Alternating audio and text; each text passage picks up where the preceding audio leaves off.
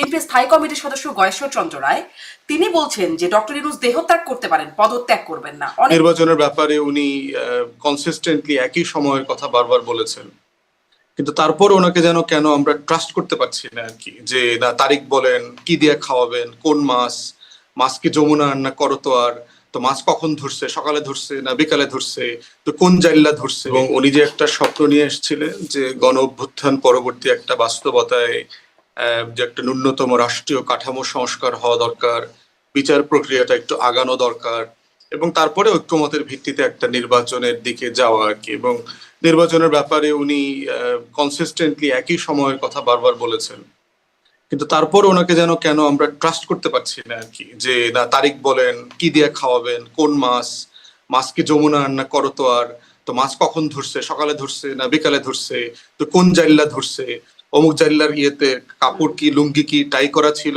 না টাকনো পর্যন্ত ছিল। মানে এই রকম করে তাকে আসলে খুব পেরেশানির মধ্যে ফেলে দেওয়া হয়েছে। এবং তার সাথে আপনার Indian disinformation campaign, miss information campaign রয়ে গেছে। তো সবকিছু মিলে ওনার বয়স, ওনার বাস্তবতা এবং ওনার যে সেন্স অফ ডিগনিটি, এইটা আমরা যারা লম্বা সময় পশ্চিমে থেকেছি, আপনি এখন আছেন, আমরা এই মর্যাদা বোধটা জানি আর কি, যে প্রয়োজনে আমার দরকার কি। মানে ওনার সিভিতে তো আসলে গণপ্রজাতন্ত্রী বাংলাদেশ সরকারের সাবেক প্রধান উপদেষ্টা এটা লিখিত আসলে কোনো চাকরির আবেদন করতে হবে না। উনি তো ওইটার উপরে চলে গেছেন, ঊর্ধ্বে চলে গেছেন। তো সেই বাস্তবতায় উনি যে স্বপ্নটা নিয়ে আসছিলেন যে একটা হিস্টোরিক অপরচুনিটি, এই বাস্তবতা তো কারোরই থাকে না। ধরেন সাবেক প্রধানমন্ত্রী শেখ হাসিনা, তার আগে প্রধানমন্ত্রী বেগম খালেদা জিয়া, কারোরই তো আসলে সিভিতে লিখে কাউকে দেখানোর দরকার নাই যে সাবেক প্রধানমন্ত্রী। আমি দেখছিলাম বিএনপির স্থায়ী কমিটির সদস্য গয়েশ্বর চন্দ্র রায় তিনি বলছেন যে ডক্টর ইউনূস দেহত্যাগ করতে পারেন, পদত্যাগ করবেন না। দেখেন, এর আগেও তো ওনার 111-এর সময় কেয়ারটেকারের প্রধান হবার সুযোগ এসেছিল, এটা আমরাও জানি। গোয়েন্দা সংস্থার তরফ থেকে ওনাকে রিপিটেডলি বলা হয়েছে, এবং উনি নিজের ইন্টারভিউতে উনি বলেছেন দায়িত্ব নেন নাই।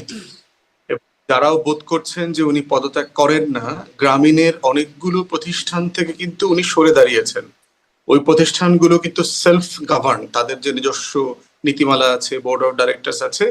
উনি একটা সম্মানিত মানুষ হিসাবে বিভিন্ন বোর্ডের প্রোগ্রামে যান টান অ্যাটেন্ড করেন, কিন্তু অপারেশনাল ম্যানেজমেন্টে কিন্তু উনি আসলে কোনো রোল প্লে করেন না। এটা আমি ইন্টারনালি জেনেছি আর কি, যে একটা প্রতিষ্ঠান উনি দাঁড় করেছেন, বহু সময় ধরে এটাকে কষ্ট করে লালন পালন করেছেন।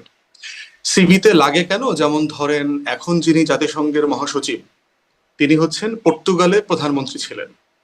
তারপরে দেখেন বাং কি মুন, এর আগে জাতিসংঘের মহাসচিব ছিলেন, তিনি দক্ষিণ কোরিয়ার পররাষ্ট্রমন্ত্রী ছিলেন। এই পদগুলো দিয়ে আপনি রাষ্ট্রীয় প্রোটোকল দিয়ে পরবর্তীতে কিন্তু ইন্টারন্যাশনাল যে প্রতিষ্ঠান আছে সেখানে আপনি চাইলে বিভিন্ন জায়গাতে যেতে পারবেন।